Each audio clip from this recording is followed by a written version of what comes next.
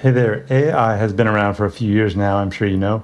And when it first came out, ChatGPT and these other ones, I tried it for language learning. I was kind of trying to figure out a way to use it. And I wasn't really that happy with it. I didn't feel like it was that great. And what I've mainly used AI for in the last few years is to explain difficult things like math or computer science when I've been learning those a lot. And I think it's very good at explaining those and asking it to be specific about problems. So I kind of recently have thought about languages again, and I kind of went back and tried it out, and I actually have been enjoying it and learning some ways to use it. I think they're a lot more fun, and I think its great strength is that it's very customizable, and you can really target your difficulty level and what you want to focus on. So that's what I'm kind of going to show you the 5 ways that I think that are pretty amazing to use AI, ChatGPT, or whatever AI you want to use and give these a try because I think you may find them very helpful. What really makes it powerful, I think, is that you can use it whether you're starting to learn a language today or if you're an advanced speaker and all the levels in between. It's really ideal for anybody if you adjust it right. So I'm going to kind of give a demo. I think the first thing, the easiest level is there's a concept. It was actually in the 7 Habits of Highly Effective People. Was it like seek first to understand, then to be understood? And it had nothing to do with language learning, but I think it's applicable. The first thing you want to do is just get a lot of examples and make sure you understand what you're hearing and what you're consuming. So I'm going to kind of demo that with a language that I'm not very good at, in which I want to read it, but I can't read it yet very well. Indonesian. I live in Malaysia, but I don't really practice Indonesian because Malay and Indonesian are similar. And the thing is, most people here speak English, so I don't really get a chance. So, but I do want to improve, and I think reading is helpful. So I'm going to ask ChatGPT to start giving me some sentences. I'll show you how I do it, and you can get an idea. So I'll ask it. So as I said, start giving me a sentence one at a time in Indonesian. Start easy. Let me try to translate it into English, and then correct me. So let's see what happens. I've already been doing this in Thai, but I deliberately didn't want to use Thai right now because I would either have to clear my history or show you I'm in the middle of the process. But Indonesian, I have not used it at all on ChatGPT. So let's see what it can do. Sounds great. Let's start easy. Saya makan nasi. So this is pretty easy. I eat rice. I think that's um, okay. So here's the kind of the thing that I found is first, I think it's better to start easy, and then when you realize it's pretty easy, ask it to make it more difficult. So let me try a few more. Dia punya anjing. She or he has a dog. Okay. Mereka pergi ke sekolah. They go to school. Um, Very easy. I think this is too easy. So I'm going to say, what I usually do is put it in parentheses, make little harder. Let's see what it says. Got it. Here's a slightly harder one. Kami sedang menunggu bus di halti. Okay, so I think this is about right for me. I'm having trouble with this. So I think it's we sit at the bus stop. Not sure about that at all. Good effort. So this is perfect what I'm talking about. This is where I kind of get some of it, but I don't get all of it. So good effort. The translation's a bit off. Sentence actually means we're waiting for the bus at the bus stop. And what it does I love is that it breaks it down. So Kami, I knew we sedang in the process. See, I thought that was sit. I was not thinking menunggu. Okay, so I'm like really I can see my problem areas. And what you can do is you can make flashcards on these, or you can, after you've done a session, you can ask it to give you your problem words and then you can write them as flashcards or whatever. You can ask it to make flashcards. There's all kinds of things, but I just find that this is very enjoyable because it's like if you get the difficulty level right, it really is like it's like a sweet spot of like learning and reviewing. So it's really nice. But I think this is perfect. Yeah. Let me try a few more. Dia belajar bahasa Indonesia setiap hari. So he studies Indonesian every day. Okay, anak-anak itu bermain sepak bola di taman. So those I cannot remember if anak is boys or children. I'm going to say those children. So those children play soccer in the park.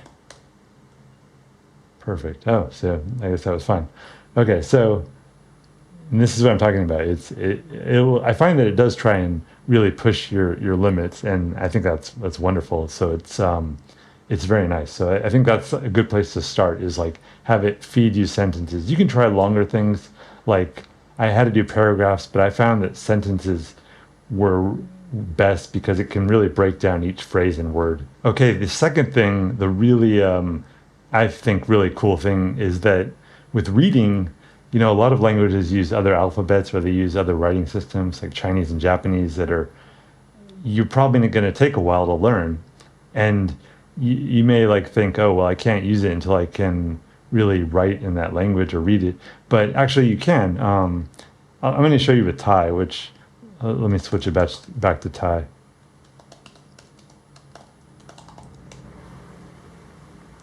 So what I was having to do before was give me sentences, but the thing is about Thai sentences, if you can see, let me make it a little larger. Oops. Uh, they don't separate the words normally. It's just so what you can do though is you can ask it to separate the words, or I'm having it not write it without any pronunciation because I can already read this. It says cow gin, cow dawn, no, cow dawn chow. So I think that I can read that, but it would be easier if there were separated words. So you can just ask it, separate the words from now on. And it will give you it with the word separated. So that's helpful. And then it may also be like, if you don't know how to read this yet, you could say like, can you write it with Roman characters below the Thai characters? And sure. So it's basically giving you word for word. Cow gin, cow ton, cow don cha. I would use a D or a DT, but whatever. It's not always perfect, Obviously, this is why writing systems they're not. It's not a one-to-one correspondence, but you get the idea. If you're learning Chinese, it's going to take a while before you can read all those thousands of characters. But if you wanted to start reading right away, you can just have it converted into a Romanized text. So I think those kind of reading crutches, adding spaces, whatever that's going to make it a little easier, it really helps a lot. Okay, the third thing is to really target vocabulary areas and grammar concepts. That's like what I was talking about. The strength is that it's customizable and you can really choose to focus on something. So, for example, let me switch it back to Indonesian.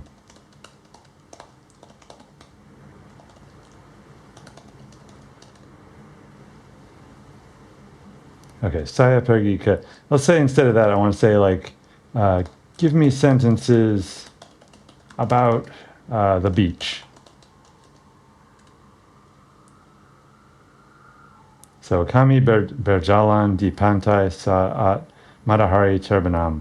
I don't know. We walk on the beach. Matahari terbenam. I don't know the rest of it, so I'm just going to put dots. Kami berjalan walk di pantai saat matahari terbenam. Oh, okay, at sunset. So this is kind of the concept that I had the most trouble with. But you get what I'm talking about. You can also ask it to give you focus on pronouns, focus on whatever it is that you want to focus on. Really target that and just drill it over and over with practice. It'll help you like navigate what your problem areas are and how you can improve it. All right, switching gears a little. This is maybe a little more advanced, although you can do it pretty early on if you want a challenge, and that's to start switching over to becoming more productive and start creating the language. So I'm going to do this with Italian, which is a language that I can read not bad, but I don't really speak it anymore, and I'm falling out of practice. So I want to start becoming productive with Italian again. So let's do Italian sentence. Let's see. How do I want to phrase this?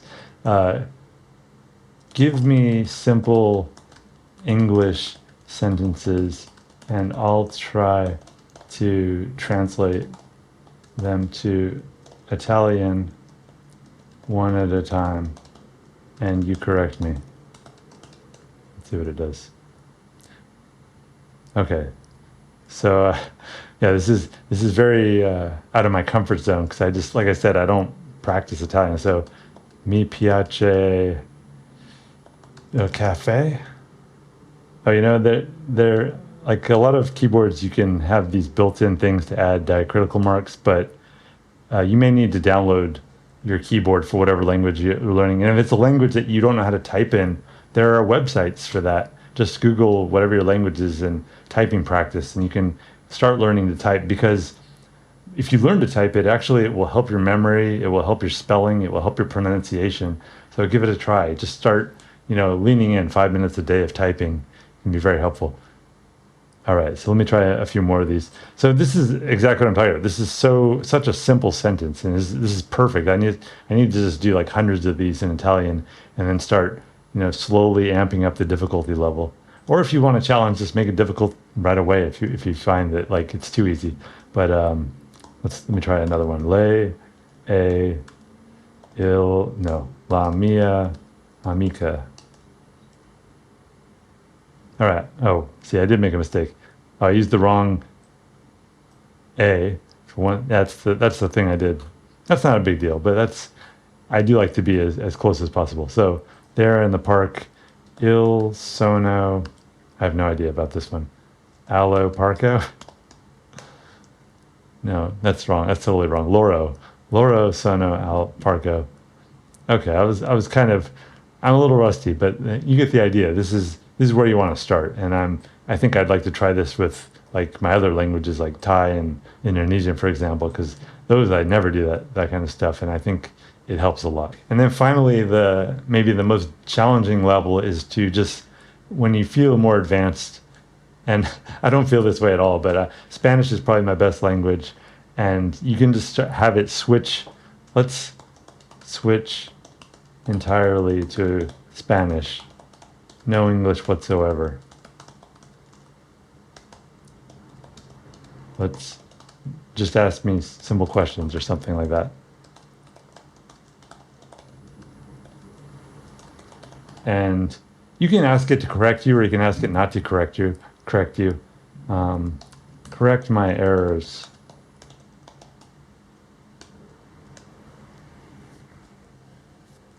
All right, perfecto. Vamos a empezar. ¿Cómo te llamas? Me llamo Adam. Okay, they're starting very gently. I like that. Casi perfecto. Oh, see, I made a mistake right away. I think switching from Italian to Spanish kind of messed up my brain a little. ¿De dónde eres? Soy de los Estados Unidos. Oh, oh, I didn't know that. I thought. Oh, yeah, I guess that makes sense. You have to use capitals for United States. For some reason I thought it was lowercase. I think I'm thinking of language names. I don't know. ¿Qué te gusta hacer en tu tiempo libre? Me gusta usar ChatGPT.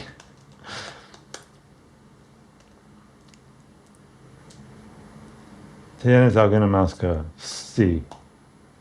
Uh, do you have a dog? I forget that you may not speak Spanish. Un perro. Okay, so you get the idea. Like, as always, adjust it to your level and say like, if this is too easy, make it more difficult. But since I haven't done this kind of Spanish in a while, I think I like this level, and I would start as gently as possible. So those are 5 ways that you can use ChatGPT or other AI. If you have any cool things that you're using AI for to help your language practice, let me know down below. And follow my channel if you want more language ideas. I'm always looking at comics, a lot of foreign comics and other things. So be sure to subscribe. See you there. Bye.